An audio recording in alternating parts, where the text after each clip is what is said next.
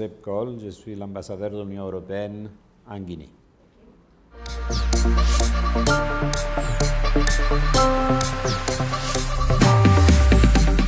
Avant de répondre à cette question, je voudrais quand même saluer l'initiative de ce Business Forum. Je trouve que c'est une très bonne opportunité pour parler des conditions dans lesquelles les investisseurs peuvent venir travailler dans ces pays.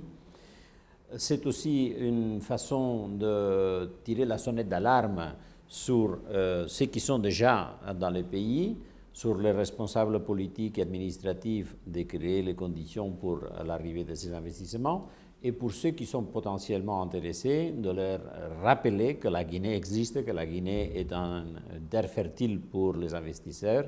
Et donc, je trouve que c'est une très belle initiative, celle qu'on a organisée le 24 et 25 février ici à Conakry.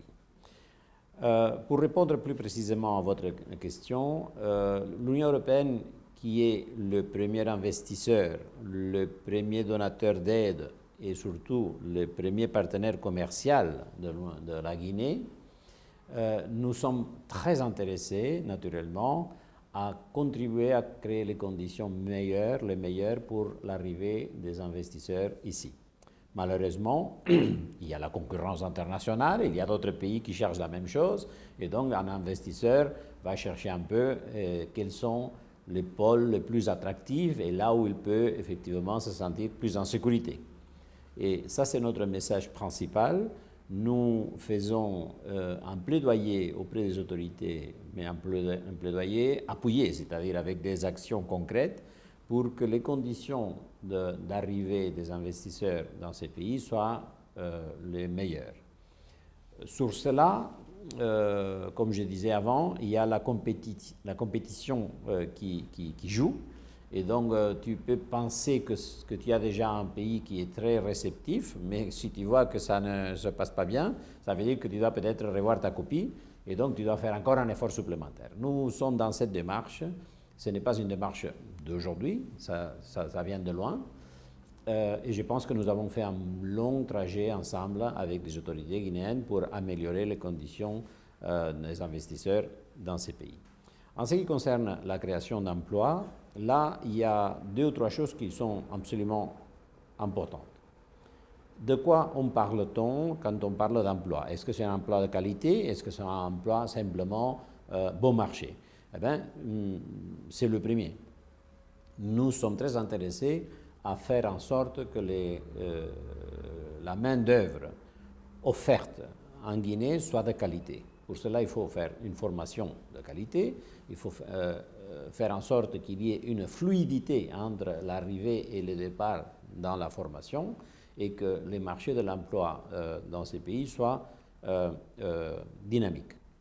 Ça, c'est très important. Nous ne pouvons pas le faire tout seuls. Il y a beaucoup d'autres partenaires qui travaillent dans ces domaines, mais j'espère que les fruits vont être là parce qu'effectivement, c'est un élément important lorsque quelqu'un doit décider de venir investir dans un pays.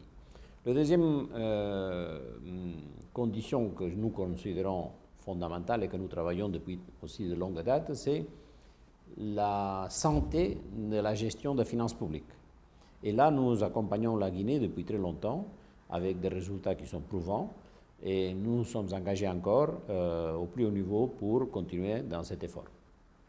Pour terminer, le troisième élément que je voudrais quand même signaler, c'est l'effort qu'il faut faire dans ces pays et nous aidons dans la mesure de nos possibilités pour que ceux qui sont dans le informel passent au formel. C'est seulement lorsqu'ils seront dans le formel qu'on peut effectivement mettre en œuvre tous ces dispositifs que je viens de parler. La formation, le fait de bénéficier des aides, de l'accompagnement des autorités publiques pour la restructuration et naturellement que les effets bénéfiques des impôts et des revenus que les gens payent puissent tomber sur l'aspect social et d'infrastructures. C'est un point clé de ces pays, la question des infrastructures. Voilà un tout petit peu les efforts que nous déclinons.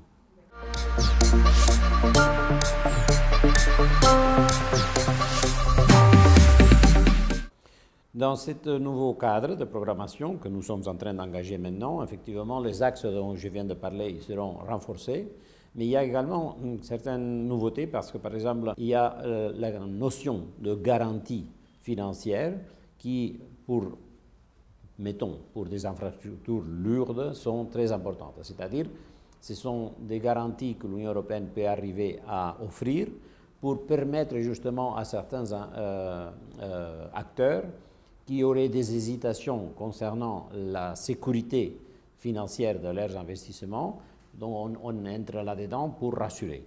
Ceci est un nouveau schéma qui est encore à discuter avec les autorités et aussi on verra bien qui seront les privés qui vont nous accompagner. Mais je pense qu'effectivement c'est un chantier en discussion qui peut être très prometteur.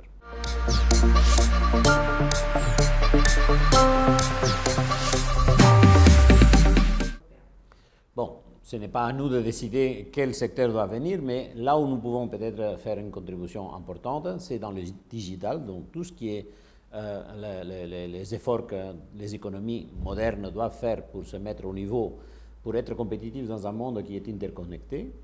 Les banques, ils sont en train de le faire, les assureurs aussi, les grandes télécommunications par exemple, mais bon, tout le reste doit suivre. L'agriculture, les ressources minières, dans une certaine mesure, sont déjà là-dedans. Les transports et la logistique, c'est très important pour que la rapidité des échanges puisse se faire. Et donc, et sans oublier l'administration, parce que l'administration ne peut pas être l'élément défaillant de la chaîne. Il faut que l'administration soit également rapide et en mesure de pouvoir donner la réponse qui est la sienne en temps voulu.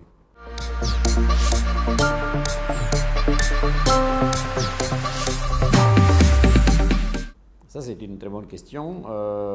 J'espère que ce Business Forum nous permettra de donner des pistes. Moi, je dirais plutôt que surtout ne pas tomber dans le facile. Ne pas s'installer dans les zones de confort, aller voir dans des zones qui sont peut-être novatrices ou qui sont peut-être inexplorées. Et également ne pas négliger le marché intérieur. Ces pays avec 12-13 millions de personnes, je pense que présentent effectivement des opportunités en termes de sa propre capacité de marché intérieur qui ne sont pas négligeables et qui ne sont pas à ne pas tenir à l'esprit. Dans ce cadre-là, je pense qu'effectivement, il y a aussi déjà des opportunités pour les Guinéens et les Guinéennes de pouvoir exploiter au max les possibilités que leur pays leur donne. Quand on voit les échanges avec l'extérieur de ces pays, je pense qu'ils peuvent monter en puissance rapidement.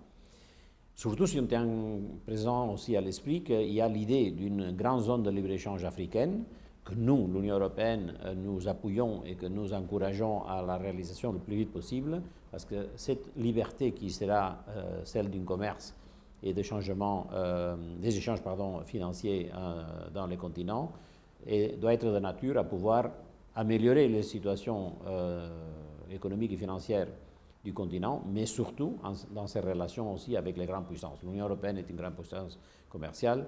Elle a tout intérêt à pouvoir travailler et échanger avec l'Afrique.